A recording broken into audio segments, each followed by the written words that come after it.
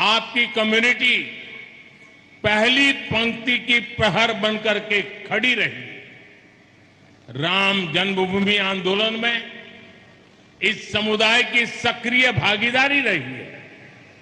सामाजिक समरसता को आगे बढ़ाने में अखिल केरला धीवरा सभा ने बहुत महत्वपूर्ण योगदान दिया है।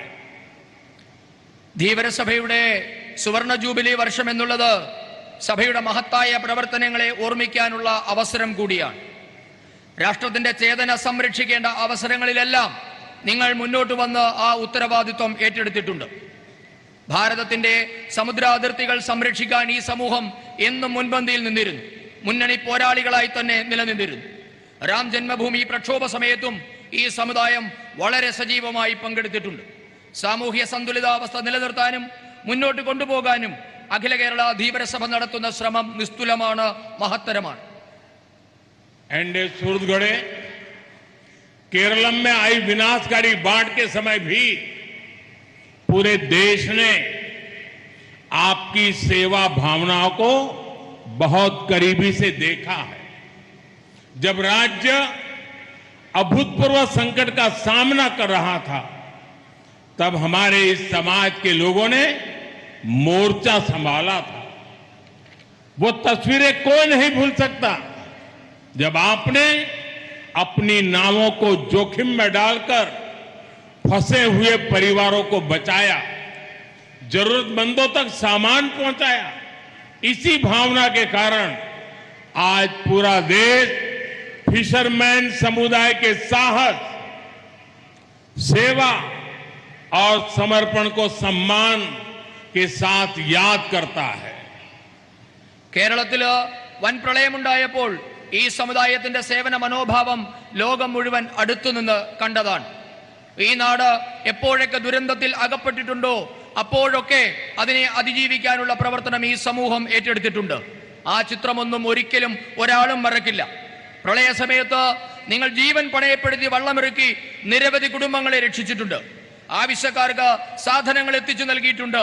ഇവയൊന്നും ആരും മറക്കില്ല. ഈ കാരണങ്ങളാലെല്ലാം തന്നെ ധീവര സമുദായത്തിന്റെ ധീരതയും സമർപ്പണ മനോഭാവവും നന്ദിയോടെ ഈ രാജ്യം ഓർക്കുകയാണ്. एंडे सूरजगढ़े हमारी फिशरमैन कम्युनिटी की मेहनत, उनकी क्षमता देश की अर्थव्यवस्था को नई गति देने की ताकत रखती है। लेकिन दशकों तक इस बड़े वर्ग की उपेक्षा होती रही। आपके श्रम के साथ पिछली सरकारों ने कभी न्याय नहीं किया, लेकिन अब बीजेपी एनडीए सरकार आपके असीम सामर्थ्य को मान देते हुए आगे बढ़ रही है. പ്രിയപ്പെട്ടവരെ, നമ്മുടെ മത്സ്യബന്ധന തൊഴിലാളികളുടെ അധ്വാനവും കാര്യക്ഷമതയും നാടിന്റെ സമ്പദ് വ്യവസ്ഥയ്ക്ക് പുതിയ ദിശാബോധവും ശക്തിയും നൽകുന്നുണ്ട്. എന്നാൽ വർഷങ്ങളായി ഈ സമൂഹത്തിന് അവഗണന മാത്രമാണ് തിരികെ കിട്ടിയത്. നിങ്ങളുടെ പരിശ്രമങ്ങൾക്ക് അർഹമായ പരിഗണന കഴിഞ്ഞ സർക്കാരുകളൊന്നും തന്നെ നൽകിയിട്ടില്ല. എന്നാൽ ഭാരതീയ ജനതാ പാർട്ടി നയിക്കുന്ന എൻഡിഎ സർക്കാരാണ് നിങ്ങളുടെ സമാനതകളില്ലാത്ത കഴിവിന് അംഗീകാരം നൽകി മുന്നോട്ട് കൊണ്ടുപോകുന്നത്.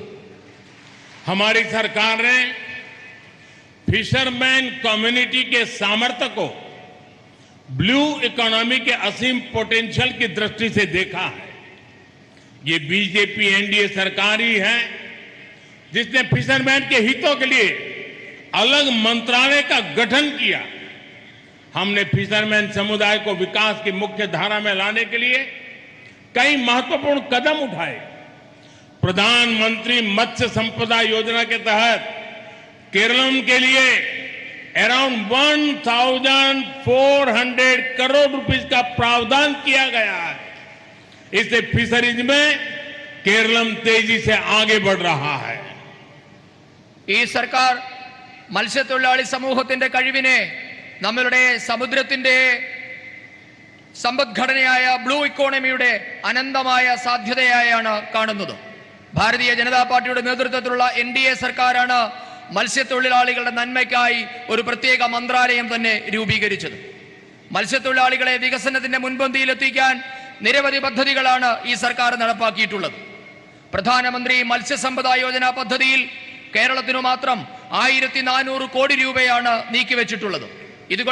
ഇതുമൂലമാണ് കേരളത്തിന്റെ മത്സ്യമേഖല വേഗം വളരുന്നത്. यहाँ फिशरमैन समाज को मजबूत करने के लिए कई लेवल पर काम हो रहा है.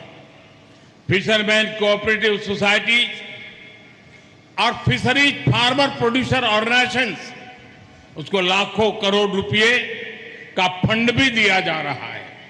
हम ये भी चाहते हैं कि फिशरमैन समाज के युवा ब्लू इकोनॉमी को लीड करें, एक्सपोर्ट जैसे क्षेत्रों में आगे बढ़े. इसलिए क्रेडिट गारंटी सिस्टम के माध्यम से युवाओं को आगे बढ़ने के लिए प्रोत्साहित किया जा रहा है. പ്രിയപ്പെട്ടവരെ, മത്സ്യത്തൊഴിലാളികളെ ശാക്തീകരിക്കാൻ വിവിധ തലത്തിലുള്ള പദ്ധതികളാണ് കേന്ദ്ര സർക്കാർ നടപ്പാക്കുന്നത്.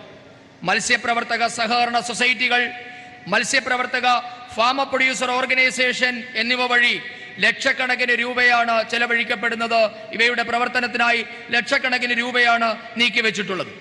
മത്സ്യപ്രവർത്തക സമൂഹത്തിലെ യുവാക്കൾ ബ്ലൂ ഇക്കോണമിയെ നയിച്ച് മത്സ്യ കയറ്റുമതി മേഖലയെ മുന്നോട്ട് കൊണ്ടുപോകണമെന്നതാണ് സർക്കാരിന്റെ ലക്ഷ്യം.